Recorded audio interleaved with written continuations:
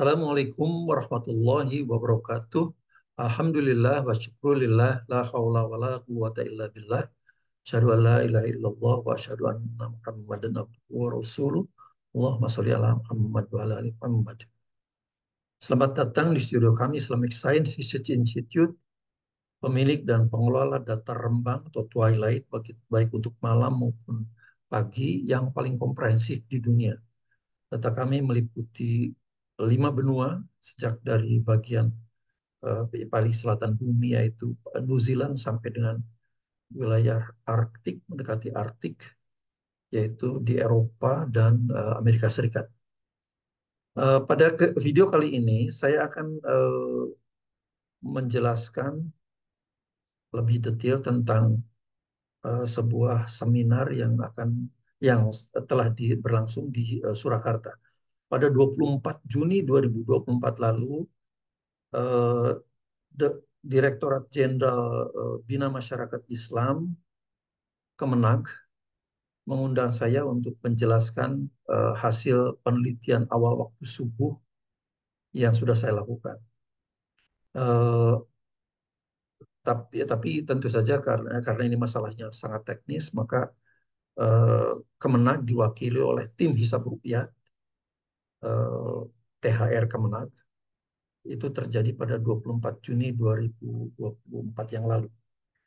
Dalam diskusi ini terjadi perdebatan yang cukup hangat lah, diantaranya pada menit-menit terakhir saya mengkritisi data yang digunakan oleh Pak Thomas Jamaluddin, data SQM yang digunakan pada April 2018 di Labuan Bajo itu sebetulnya cacat, ya, dan harus dibuang seharusnya. Cuman Pak Thomas pada saat itu, ya itu harus dilihat dengan kaidah astronomis lah kira-kira gitu. Nah, dalam video kali ini akan saya tunjukkan bahwa bukan cuma astronomis, secara logika awam pun data itu memang cacat. Akan saya tunjukkan. Tapi sebelumnya saya akan menjelaskan juga beberapa pertanyaan yang ternyata kurang detail saya jelaskannya setelah saya melihat video yang dirilis oleh Kemenag yang sekarang tersedia di YouTube. Baiklah, untuk itu mohon izin saya share file saya. Uh,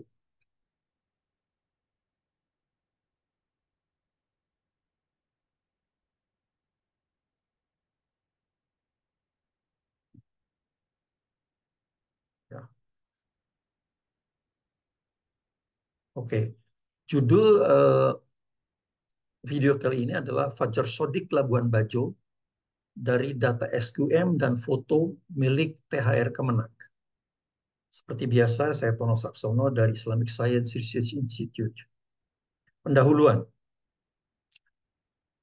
Eh, pada Juni 25 sampai 26 2020, sebetulnya sejak 2020 24 Juni ya. 2024 lalu Ditjen Bina Masyarakat Islam Kemenag mengundang saya untuk menjelaskan hasil penelitian tentang kriteria waktu subuh. Oke. Nah, kemudian yang mewakili Kemenag adalah tim Hisab Ruqyah, karena ini sudah masalah teknis sekali ya. Jadi Kemenag sendiri ya tentu saja sebagai institusi negara yang tidak anulah, jadi untuk masalah teknis diwakilkan kepada tim Hisab Ruqyah THR yang merupakan sekumpulan Paskar Syariah dan Falak dari berbagai umat Islam, ormas Islam. Pasca seminar beredar rekaman video streaming seminar tersebut, ya. Jadi video streaming ini dapat diakses melalui ini atau dapat diakses melalui QR code ini. Jadi silakan scan QR code ini, maka akan dianukan ke sana. Oke, rekamannya sangat panjang memang, 3 jam, 5 menit, 12 detik. Jadi tentu saja, maka dari itu akan saya breakdown ya. Presentasi saya ada pada menit 3:05, 3 jam, menit ketiga 5 detik sampai menit 41:00. Ya, ini menit ya. menit ketiga sampai menit ke-41.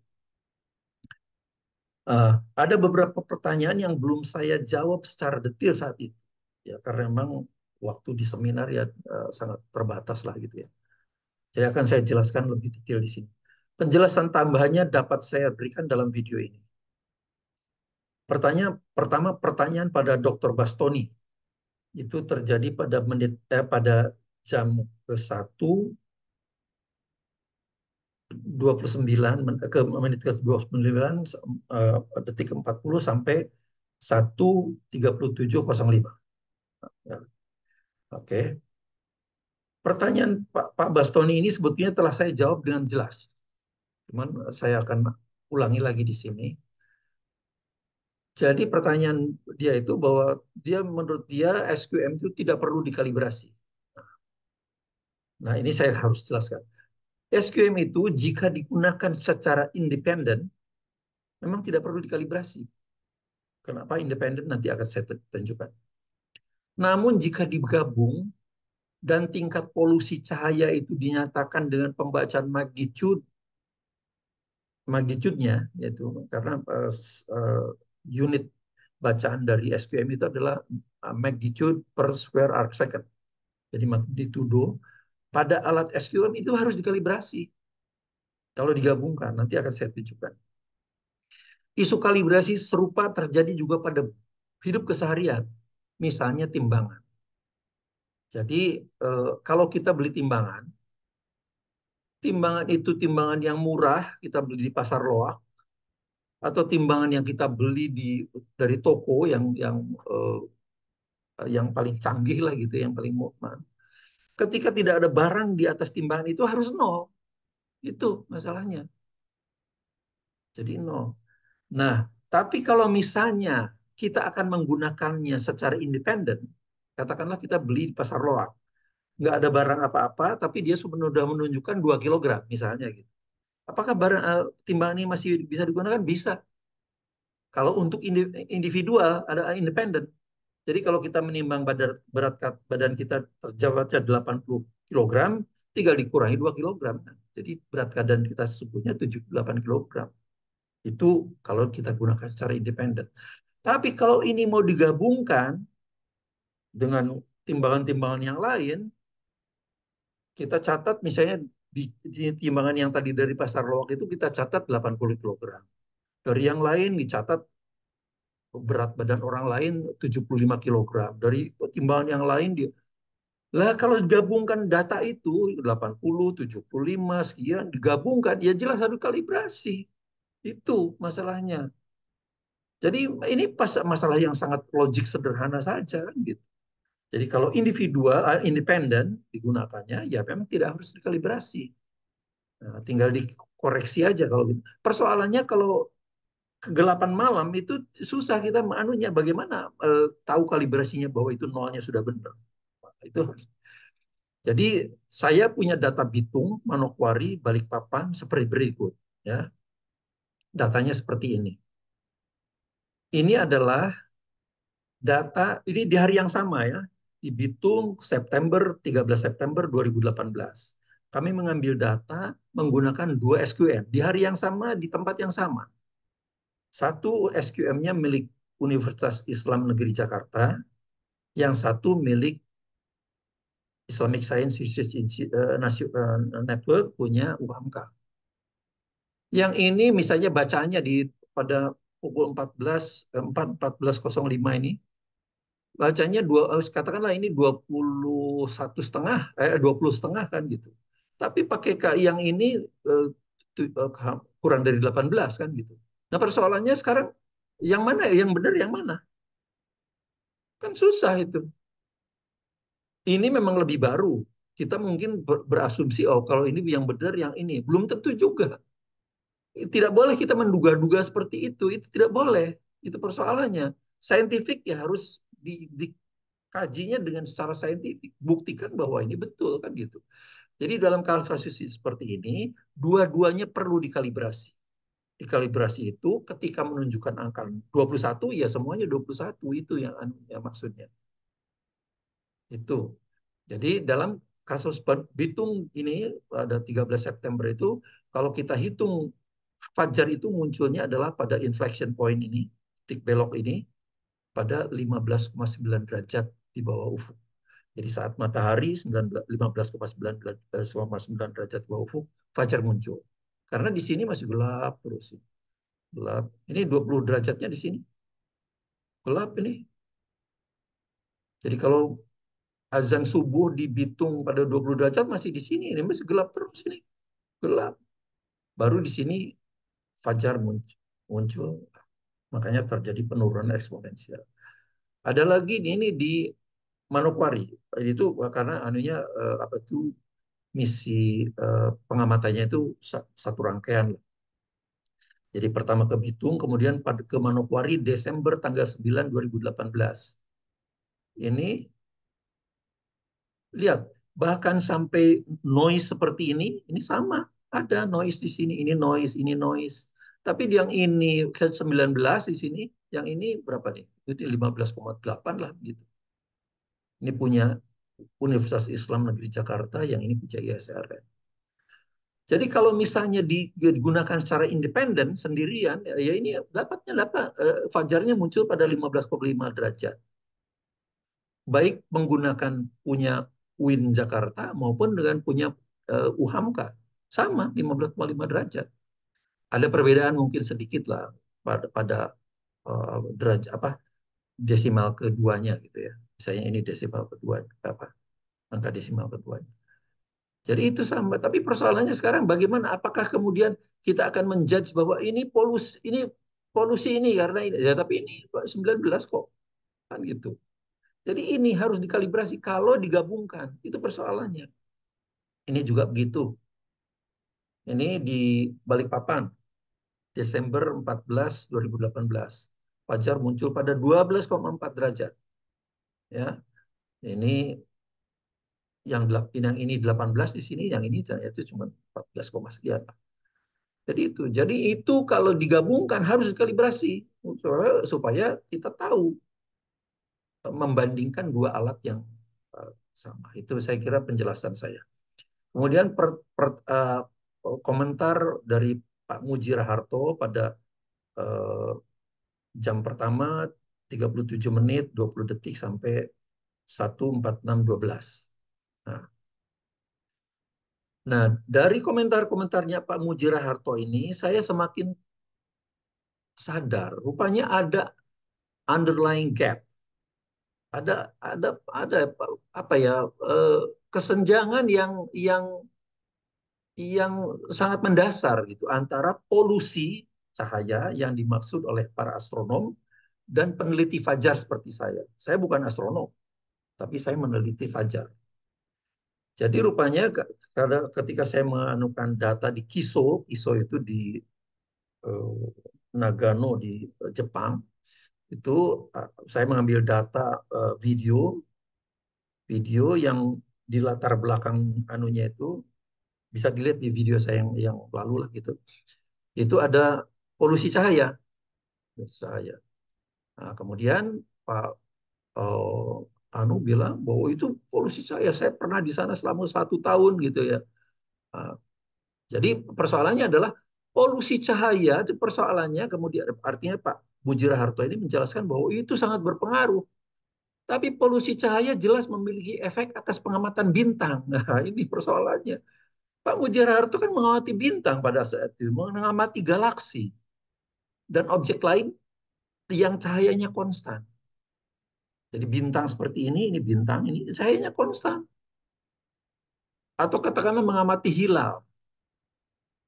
Pokok polusi cahaya juga berpengaruh pada pengamatan hilal. Iya jelas lah.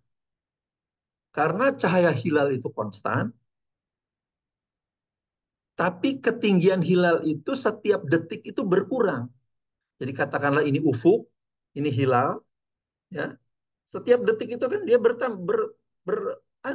berkurang sampai dia tenggelam, hilalnya itu tenggelam.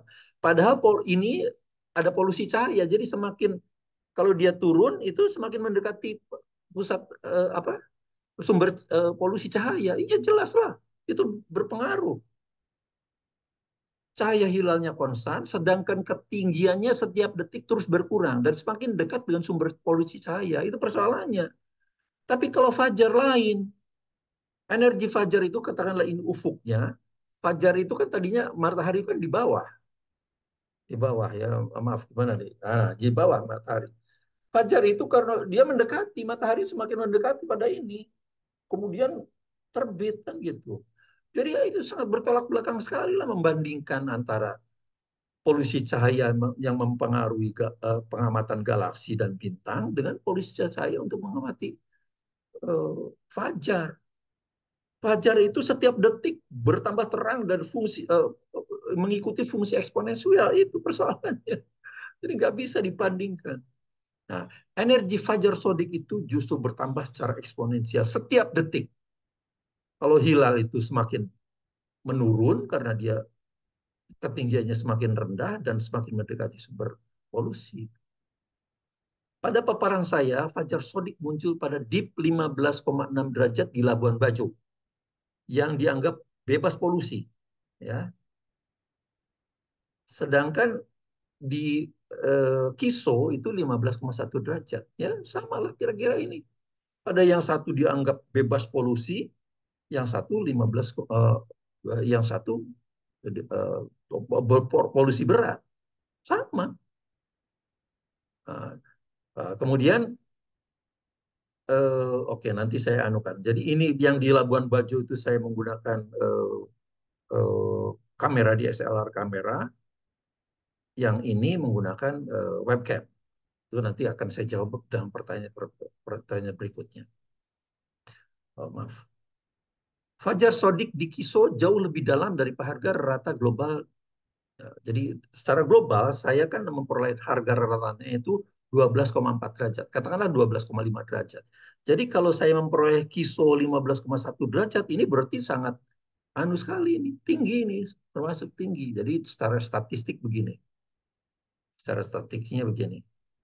Jadi kalau misalnya ini distribusi normalnya kan seperti ini. Fungsi distribusi normal. Kalau dia 15 derajat atau lebih tinggi, jadi 15 sampai 9. Jadi itu ini lihat di tabelnya, lihatnya di sini. 15 itu ini kan 15, 16, jadi katakanlah 17% dari semua total populasi. Jadi kalau misalnya dari sini ke sana, itu luasannya itu hanya 17% daripada total semua distribusi ini. Jadi artinya ini termasuk tinggi sekali, ya kan? Nah, ini dalam uh, paparan saya yang di Solo itu juga, kalau 20 derajat ternyata probabilitasnya itu 0,2%. 0,2% loh ya, bukan 2%, 0,2% secara teoritis. Tapi ternyata kenyataannya tidak ada. Dari 2.100 data twilight terbang di dunia ya, di dunia tidak ada satupun yang 20 derajat. Yang 19 derajat itu seharusnya teoritis, kalau menurut distribusi normal seperti ini, seharusnya 0,6%. Tapi kenyataannya tidak ada juga.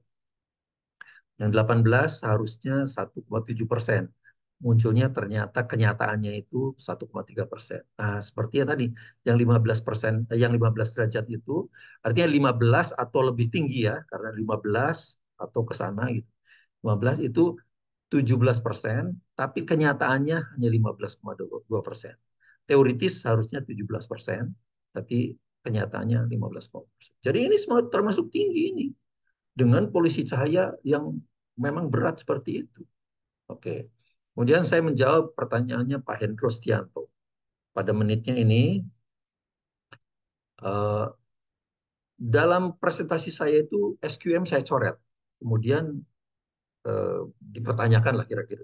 Saya coret karena SQM itu tidak dapat diverifikasi. Itu persoalannya.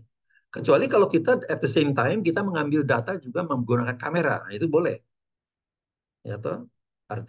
Tapi built-in dalam alat SQM itu tidak ada mekanisme untuk memverifikasi. Pada orang awam tidak dapat melihat, jadi orang awam tidak dapat melihat wujud fisik fajar itu kayak apa. Itu kalau menggunakan SQM. Karena angka cuma angka-angka. Nah, saya tidak mau seperti ini karena saya bertransaksi dengan umat itu harus adil karena diperingatkan oleh al-mutaffifin. Wailul lil mutaffifin. Celaka bagi orang yang bertransaksinya tidak adil. Kalau timbangan itu kalau kita beli pengennya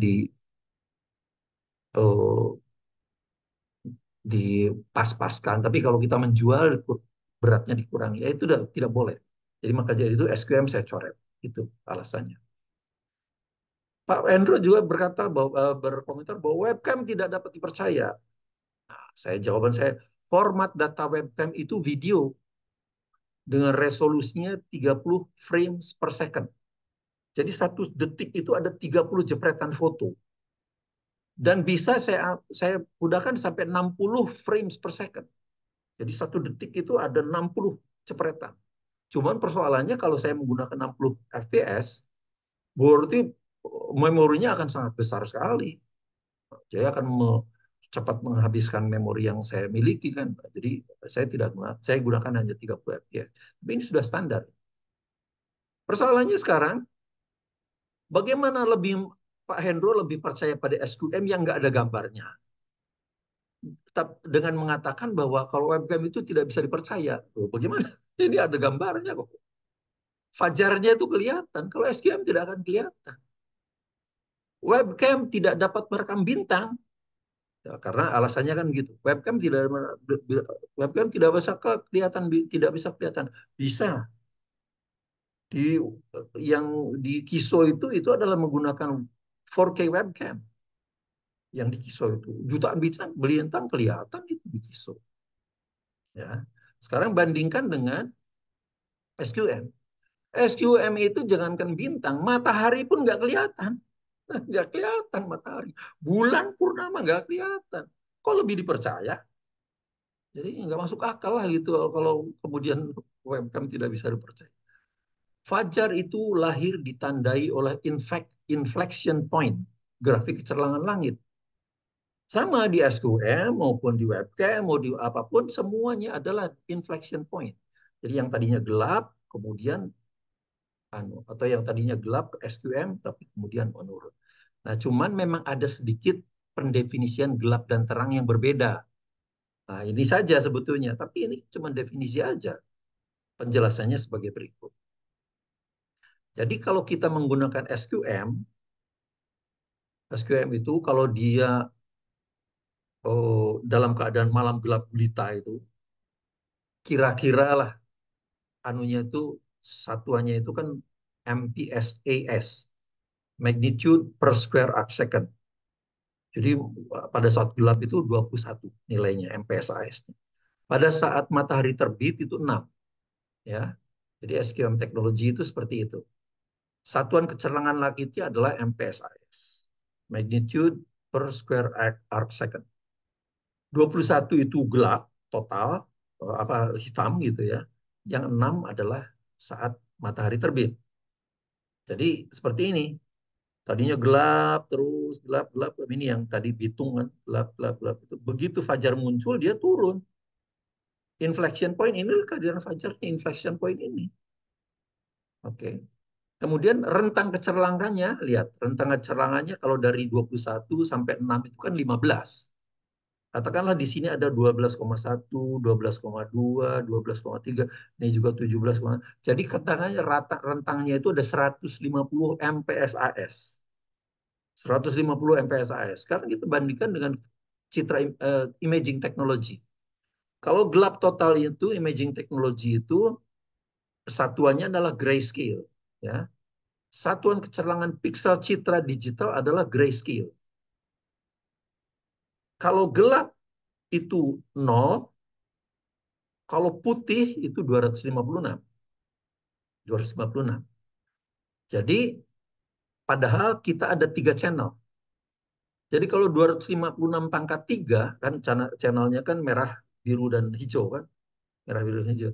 Jadi kalau gabungan dari 3 channel itu ada rentangnya 256, itu ada 256 pangkat 3, 16,8 juta warna. Jadi jauh lebih detail. Seandainya hitam putih pun, hitam putih, seandainya hitam putih, itu 256. Padahal tadi SQM cuma 150-an. Jadi ini dua kali lebih anu. Cuman perbedaannya terbalik. Kalau yang hitam 0, yang putih 256. Kalau anu kan kalau MPS apa SQM kan kalau negatif justru terang, tambah negatif ya. Misalnya matahari dalam keadaan terang benderang itu kira-kira minus 13 ya. Jadi itu bedanya cuman ini kalau terang apa tadinya malam, tadinya di bawah, kalau begitu siang naik ke atas. Itu bedanya begitu aja. Tapi inflection point adalah kehadiran fajar di sini sama. Jadi tidak ada standar yang berbeda. Oke. Titik kehadiran fajarnya sama, yaitu pada inflection point. Oke. Jadi tidak ada perbedaan definisi fajar. Tidak ada. Ya. Yang harus dipertanyakan adalah kalau fajar sodik hadir saat langit masih gelap, anunya Pak Hendro, Pak ada beberapa anu apa tuh Kiai itu kan itu masih gelap. Kalau masih gelap, kenapa bukan tengah malam? Itu pertanyaannya kan gitu. Karena tidak ada bedanya gelap pada saat tengah malam. Apa beda gelap pada pukul 21? Karena begitu matahari sudah sinar syafak itu sudah hilang, itu secara teoritis ya udah malam terus malam gitu. Jadi pada 21, pukul 21, pada pukul 24, saat matahari minus 20 derajat, minus 18 derajat, itu semua hitam gelap. Nah sekarang bagaimana menentukan kok 20 derajat? Kenapa nggak pukul 21 malam aja? Anunya, subuhnya itu. Kenapa nggak pukul 24 malam? Kan gitu. Jadi bukan golas itu bukan gelap. Justru perpotongan, perpindahan antara gelap ke terang.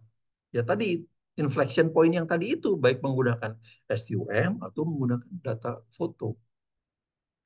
Jadi saya kalau misalnya oh itu menurut hadisnya masih gelap, oke, silakan buat algoritma untuk membedakan kegelapan langit di titik-titik tersebut, di titik-titik tersebut. Pukul 9 malam, pukul 24, saat matahari 20 derajat di bawah ufuk, 18 derajat di bawah 18 derajat di bawah ufuk. Silakan. Susah loh itu. Jadi jangan kuat pakai teori aja, coba praktekkan. Silakan gunakan datanya pakai data SQM atau citra digital. Silakan. Kalau tidak punya, saya akan berikan datanya. Mau data SQM boleh, mau data. Cuman waktunya saya sembunyikan. Kalau datanya, kalau waktunya tidak saya sembunyikan, ya seperti Pak Thomas di Labuan Bajo itu, orang lain ke lapangan ngambil data, Pak Thomas lihat tabel, oh kalau 20 derajat itu jam sekian, ya itu begitu data orang bawa data dari grafiknya ini, dia tinggal ini anunya tunjuk aja gitu kan. Ya kalau seperti itu bukan saintifik itu namanya. Aduh, jadi nggak bisa lah model seperti itu. Itu namanya tebak-tebak buah manggis namanya.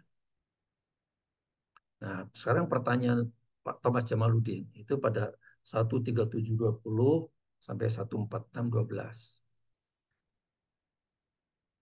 Pak, Pak tidak mengatakan ya, saya pada presentasi saya tidak mengatakan bahwa polusi cahaya itu hoax. Tidak.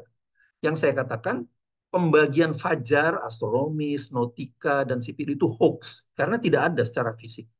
Mengapa saya pastikan? Karena saya punya 2.500 data. Itu persoalannya. Dan bisa diverifikasi karena bentuk video, yang video itu kira-kira 1.000-an lah. Oke. Saya katakan polusi cahaya tidak menghambat kehadiran fajar. Itu saya bisa jelaskan pada saat menjawab Pak Bunjira Harto kan. Jadi kalau untuk kita mengamatinya bintang, galaksi betul, mengamati hilal betul. Karena hilal semakin turun mendekati pusat polusi cahaya. Tapi kalau fajar justru mendekati itu setiap detik. Jadi nggak bisa itu. Buktinya Fajar Sodik di Kiso yang berpolusi berat lahir pada 15,1 derajat di bawah ufuk mataharinya, sedangkan Labuan Bajo yang polusinya rendah 15, ya sama itu. Polusi memang berpengaruh untuk pengamatan bintang, galaksi, bahkan hilal, tapi tidak untuk fajar. Itu yang saya maksud. Nah, pada menit 2:39:32 sampai 2:39:50 saya katakan bahwa SQM Labuan Bajo yang Pak Thomas gunakan adalah cacat secara saintifik. Nah, ini yang saya akan anukan dengan lampiran ini adalah buktinya. Nah, ini data SQBand Labuan Bajo April 24, 2018. Ini data ini betul-betul data yang datanya seperti ini. Jadi ini kita lihat ini anunya dan Pak Thomas pakai panah gitu, pakai panah ini 19,5 derajat katanya begitu. Sekarang kita lihat detailnya. Data pertama diambil pada pukul 4:16:43, 4:16:43 ya. Pada saat magnitudonya adalah 21,2 MPSAS ya toh. Kemudian data terakhir pada pukul 5:07:49. Ini 55 baru 57-nya ada di sini lah. Oke, 57.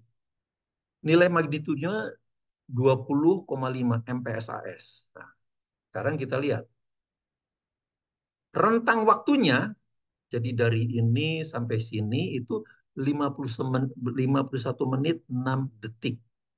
Tapi rentang magnitudonya hanya 0,7 MPSAS. 0,67 MPSAS, bayangkan. Jadi dari sini sampai ke sini itu rentangnya cuma 0,7 MPSAS. Ya data sepertinya cacat lah. Lihat ini noise-nya ini. Ini noise-nya 0,4%, 0,4 magnitudo ya.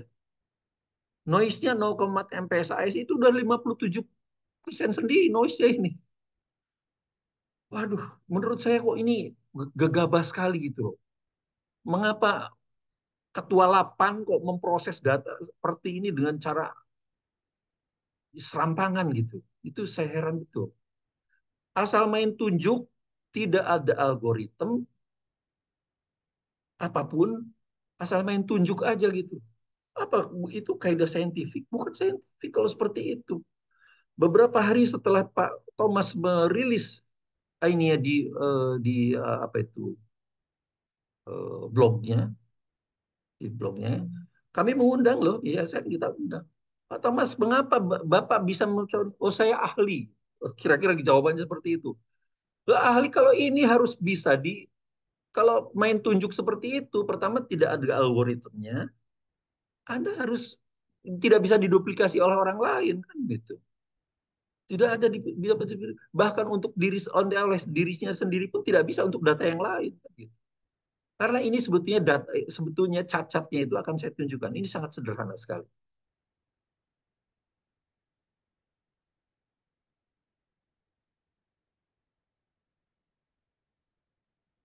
Nah, jadi ini saya perkecil ini anunya. Nah, ini anu data Excel-nya langsung ini ya. Nah, ini kan anunya seperti ini.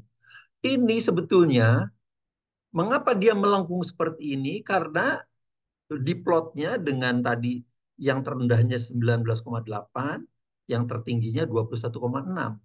Ini cuma persoalan Excel yang sederhana sekali. Seharusnya data itu kan diambil sampai MPSAS-nya kira-kira 6 pada saat mendekati syuruk lah. Jadi kalau ini klik kanan, format axis, kemudian ini jangan minim 19,8, buat ini 6. Karena pada saat syuruk itu MPSAS-nya adalah nilainya kira-kira 6. Nah, kalau ini sebetulnya ini masih datar ini. Masih datar. Ini yang di atas ini lihat masih datar. Baru muncul fajar itu mungkin sekitar ini pada 17 derajatan gitu. Nah, itu saya verifikasi juga ternyata ada beberapa teman yang anggota di Sabruyat itu juga yang mengatakan bahwa sebetulnya banyak sekali yang mengatakan yang datang ke itu kan ada puluhan pakar lah yang datang ke Labuan Bajo itu sebetulnya 17 derajatan kira-kira. Mereka melihat kan. Pak Thomas yang tidak ikut ke lapangan ngotot aja maunya 19,5 derajat. Tapi dengan main tunjuk seperti itu kan ya lihat nih 19,5 derajat di sini, padahal seharusnya kira-kira di sinilah apa mulai menurun. Cuma memang tidak signifikan kelihatan penurunannya karena apa? Karena sudah dihentikan gitu loh. Baru 0,7 MPSAS penurunannya sudah dihentikan. Ini persoalannya. Jadi seharusnya ya skala minimum dependent variabelnya ini apa dependent variable yang ini ya, dependent variable tak bebasnya itu buat sampai enam sehingga dia melengkung gini. Nah, itu baru namanya anulah apa tuh saintifik lah kira-kira gitu. Kalau begini coba sebagian besar noise setelah saya plot seperti ini hilang noise-nya. Kecil aja sebutnya. Fajar Sodik seharusnya muncul pada sekitar 17 derajatan. Jadi itu juga sesuai dengan testimoni dari anggota yang datang ke sana lah, yang ikut ke sana. Ada beberapa orang lah, saya tidak usah sebutkan namanya. Tapi mereka mengatakan sebetulnya banyak sekali yang mengatakan 17 derajat. Tapi Pak Thomas, ya menurut saya Pak Thomas ini terlalu one man show. Nah, itu yang persoalannya. Nah sekarang saya lihat rupanya ada juga data foto Labuan Bajo ini. Ya, data fotonya ternyata ada. Nah, saya uh, lihat ini. Ini foto yang pertama. Foto yang pertama adalah foto nomor 9869, jamnya sekian. Ini standar deviasi ya, standar deviasi. Nah, saya kira itu saya jelaskan dalam buku saya, ya, sangat jelas. Jadi artinya kalau orang itu algoritma itu namanya, tidak main tunjuk aja. Pada saat itu 20,9 derajat di bawah ufuk matahari. Foto yang terakhir ini 9922, jamnya ini pada saat itu standar deviasinya 34,6. Pada saat itu kondisi matahari 14,5 derajat di bawah ufuk. Seharusnya ini masih diteruskan lah, tapi itulah oke lah, fajarnya sudah muncul juga, sudah cukup jelas. Nah, tapi kemudian untuk memproses data ini, saya ya, saya crop di sini. Saya crop di sini karena ini ada katanya ini pembangunan hotel gitu. Jadi saya crop aja di sini karena fajar supaya anu aja lah apa lebih meyakinkan. Saya crop semuanya, tapi semuanya saya crop juga di sini. Saya crop. Nah, jadi harga ini adalah harga yang setelah di crop ya. Harga ini. Cuma untuk verifikasi tetap saya menggunakan data yang asli. Nah, oke, hasil crop itu ternyata fajar itu muncul pada 4.5427. 4 itu pada saat matahari 17,4 derajat di bawah ufuk. Jadi ini sesuai dengan apa itu beberapa anggota tim Hisab Ru'yat Kemenag yang datang ke sana. Sekitar kita melihatnya sekitar 17 derajatan katanya. Ya ini lihat deh. Ini inflection point-nya setelah itu kemudian eksponensial, ya. Jadi itu. Jadi kalau pada saat itu seharusnya rentang subuh itu tidak 1 jam 19 menit 7 detik, tapi hanya 1 jaman saja. 1 jam 8 menit 34 detik. Ya, jadi ini anunya. Nah itu tentu saja saya bisa tunjukkan kalau memang ada yang anu. Jadi kalau misalnya di sini adzan subuh di sini ya masih gelap, gelap. Tapi hadis Nabi seperti itu, ya oke. Tapi persoalannya Anda tidak bisa membedakan antara yang ini dengan tengah malam itu persoalannya. Jadi golas itu bukan gelap itu. Golas itu ya ini sebutnya golas itu. Karena kalau Anda harus menentukan ini pukul 24 malam atau itu malah nggak bisa. Kalau jamnya dihilangkan loh ya. Kalau jamnya dihilangkan. Jadi jangan jangan bias gitu. Kalau kalau jamnya ada sih ya semua Nggak usah profesor lah itu seperti itu. Anak SMP juga bisa itu lihat tabel itu kacau kan itu. Nah ini anunya verifikasinya ya. Verifikasinya seperti ini. Ini saat matahari 20,9 derajat di bawah ufuk. Ingat ya, saya anukan lagi, hitungan ini sebetulnya saya menggunakan yang crop, tapi untuk verifikasi saya tampakkan semuanya untuk supaya lebih realistis aja. Ini lihat 20,9 derajat di bawah ufuk, 20,2, 19,7, 19,2, 18,7, 18,2 derajat di bawah ufuk, 17,7. Nah, disinilah algoritma saya mendeteksi kehadiran fajar itu 17,4 di sini. Karena setelah itu,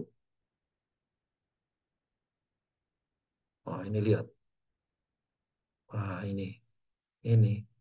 Jadi bukan saya menentukan fajar itu setelah terang benderang begini, enggak. Awalnya tadi ya tadi itu golas itu. Oke. Jadi mohon diperhatikan bahwa saya sudah merilis 3 video ya. Data subuh Labuan Bajo THR dan ISRN. Ini pada 5 Mei 15 Mei 2019. Kemudian belum ada fajar saat astronomical dawn di Labuan Bajo pada 15 Mei tanggal 13 2020 setahun kemudian. Kemudian lagi blunder proses data SQM Labuan Bajo. Sudah saya buatkan juga pada Oktober 2022 ini. Jadi silahkan kalau mau dilihat detailnya bisa di sana atau scan ini QR code ini ya. Jadi itu sudah. Nah, kemudian ada Ustadz Syarif Abdul Hakim. Ini ya anunya waktunya. Eh, Kalau tafsirnya kalau menurut Ustadz Syarif itu fajar itu ketika ada kayak benang tipis putih, yang ini hitam, yang ini hitam, katanya kan gitu. Yang ini gelap, yang ini gelap, terus ada benang putih. Kalau tafsir fajar itu berupa garis tipis putih seperti penjelasan Ustadz itu, maka dari sekitar 2.500 data yang saya miliki, fajar itu nggak pernah ada. Larinya tidak pernah seperti itu. Itu menurut saya tafsirnya kurang akurat lah seperti itu. Karena apa? Karena begitu fajar muncul, semua partikel udara itu bercahaya. Jadi bukan menerangi cuman benang putih itu, enggak. Bahkan partikel udara yang di depan hidung kita ini sebetulnya bersinar itu, bercahaya, memantulkan cahaya. Kita tidak bisa melihatnya tentu saja, tapi orang yang jauh akan melihat itu. Itulah yang dianukan. Jadi fajar itu seluruh perpotongan antara langit dan ufuk itu anunya yang dimaksud dengan apa itu uh, ya tabayyana lakumul khaitul abyad minal khaitil aswad minal fajar. Bukan benang tipis yang ini hitam, yang ini hitam. Bukan. Kalau seperti itu nggak pernah ada fajar itu. Jadi saya yakin tafsir tersebut tidak akurat. Saya dapat tunjukkan sekitar 1.000 video rekaman fajar dari seluruh dunia. Silakan lihat. Jadi kalau menurut saya sih lebih baik para ustadz ini coba bereksperimen lah. Katakanlah 30 menit sebelum waktu syuruk ya. 30 menit. Artinya kita sudah selesai sholat subuh kan. 30 menit sebelum sholat subuh, keluarlah, matikan semua lampu dalam kondisi gelap loh ya. Kondisi gelap. Matikan lampu, terang jangan dekat penerangan lampu jalan lah. Pasti kita tidak mengenal di sebelah kita kok. Masih gelap itu kalau 30 menit sebelum syuruk itu. Loh, saya melakukan itu, melakukan eksperimen itu. Ya. Jadi saat selesai sholat, Bunda Siti Aisyah tidak dapat mengenal siapa di sebelahnya. Ya jelas. Karena kalau 30 menit sebelum syuruk, itu pada saat itu 1.400 tahun yang lalu loh ya. Hampir 1.500 tahun yang lalu, belum ada lampu. Di masjid itu mungkin sangat gelap. Iyalah. Coba matikan lampu Anda 30 menit sebelum waktu syuruk. 30 menit di dalam rumah gelap itu. Jadi apalagi Jadi silakan lakukan eksperimen. Jadi jangan cuma pakai teori-teori aja. Matikan lampu 30 menit sebelum 30 menit ya ini. Kalau 20 menit mungkin 30 menit sebelum syuruk kita akan mengenal, tidak akan mengenal siapapun di sebelah kita. Apalagi perempuan pakai mukena. Pada saat itu 1.500 tahun yang lalu kan belum ada mukena motif. Kalau sekarang kan bisa ada pakai motif-motif lah. Yang ini biasanya pakai motif kembang mawar, yang ini pakai motif kembang melati misalnya gitu. Jadi kita kalau kembang mawar berarti Bu Anu, kalau kembang melati si Bu Anu kan gitu. Nggak bisa. Saat itu orang apalagi dia mungkin di Arab itu kan kelihatannya semuanya pakai anunya kan hitam semua itu kalau yang kita lihat sekarang itu kan. Belum ada warna-warni lah gitu ya. Jadi itu kalau belum mengenal ya jelas ya. Kemudian Ustadz Fauzi ini, kemudian Pak Ustadz Fauzi itu kira-kira anunya kan begini. Eh, Kalau Pak Tono itu Fajar memang sudah muncul, tapi itu Pak Ma'rufin Sudibyo itu awal dari subuhnya. Enggak, justru algoritma saya itu justru menghitung awal waktu subuh. Karena kalau bukan awal waktu subuh itu susah. Pertengah-tengah subuh itu misalnya tadi pada saat matahari 6 derajat di bawah ufuk atau 7 derajat di bawah ufuk, itu susah, nggak bisa. Seperti juga pada saat masih gelap, nggak bisa itu. Justru algoritma itu bisa dilakukan di